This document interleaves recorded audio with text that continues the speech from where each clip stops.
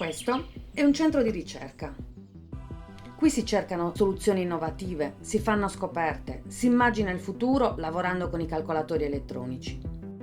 È qui che abbiamo pensato di studiare la contaminazione che può esistere tra arte contemporanea e ricerca scientifica. È qui che è nato un pensiero, un progetto, un sogno: mettere insieme umanisti, scienziati, creativi, filosofi, antropologi, persone che hanno voglia di interrogarsi sulle nuove forme di creatività computazionale.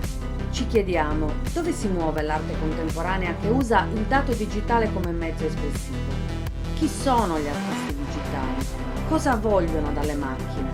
E le macchine cosa vogliono da noi? Hanno la loro estetica? Per provare a rispondere a queste domande abbiamo progettato una scuola scientifica. Ci siamo messi in gioco. L'abbiamo chiamata EIA, Exploring Artificial Intelligence in Art. In inglese, certo, perché è la lingua della ricerca e noi vogliamo essere internazionali. Ma in EIA, acronimo di Esplorando l'intelligenza artificiale, c'è un po' di Sardegna, perché è da qui che veniamo. Con EIA noi vogliamo incrociare e condividere conoscenza. C'è stata una grande risposta. 40 ragazzi e ragazze hanno partecipato con entusiasmo. In pochi giorni sono stati realizzati dei lavori molto interessanti. Abbiamo scoperto una realtà fertilissima di persone che creano a partire dall'immateriale del dato digitale. Lavorano col suono e con le immagini, restituendo bellezza. Mi chiamo Riccardo Mantelli e sono un artista. Frequento luoghi inesplorati dall'uomo all'interno della macchina, come i buffer di memoria e i luoghi dove gli algoritmi creano una realtà differente da quella che normalmente siamo abituati a vivere, attraverso proprio la glitch art, attraverso tecniche come il data motion, il data bending, il data Oulipo. Saboto e lavoro, diciamo, sul sabotaggio di questi dati per costruire cose molto particolari, per costruire le mie opere d'arte.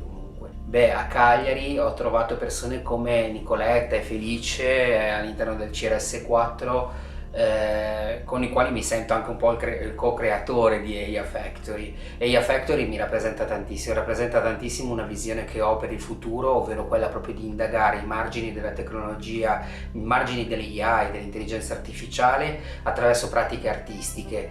Questo cosa vuol dire? Vuol dire veramente arrivare in territori ancora inesplorati o comunque sabotare anche le tecnologie e disobbedire alle tecnologie per riconquistare una sorta di approccio quasi umanistico alle tecnologie, dove l'uomo sia al centro, dove l'uomo però sia anche copartecipe assieme all'intelligenza artificiale, perché non voglio escludere comunque queste manifestazioni interessantissime matematiche di intelligenza che possono veramente farci coinvolgere, farci evolvere insieme.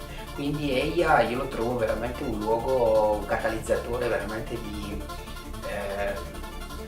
questo intento, no, sperimentale che unisce questi due mondi, quindi il mondo dell'arte e il mondo della scienza e della tecnologia.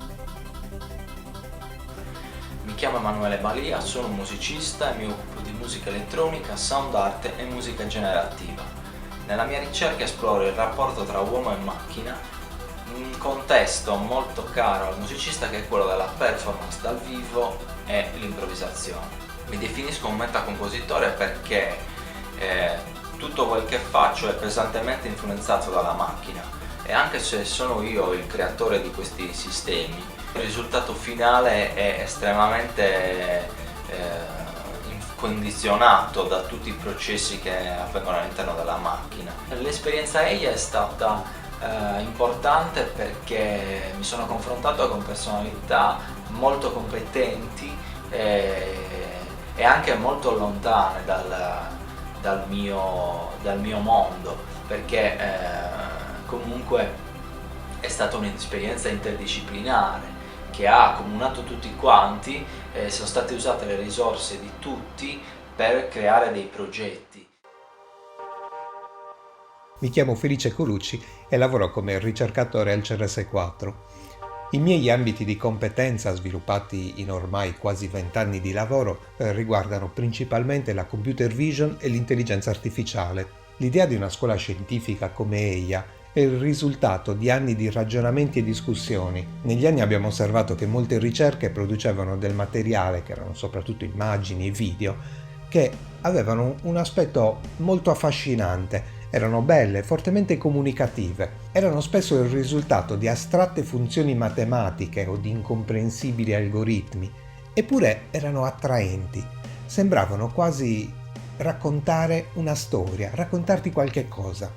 Abbiamo allora iniziato a domandarci perché non provare ad utilizzare questo materiale come fosse un prodotto artistico, o ancora meglio, perché non mettere a disposizione questo materiale a degli artisti che ne avrebbero potuto sicuramente trarre qualche cosa di buono e di ottimo, migliore di quello che potevamo fare noi. Poi è arrivata l'intelligenza artificiale che in un breve tempo ha occupato uno spazio importante sia nella vita delle persone che nelle ricerche scientifiche. I risultati ottenuti dall'intelligenza artificiale hanno fatto emergere una questione che era già presente nei nostri discorsi, era in qualche modo latente, ma era soltanto accennata ma non approfondita. Sto parlando della questione etica legata all'utilizzo delle tecnologie, delle nuove tecnologie nella vita quotidiana.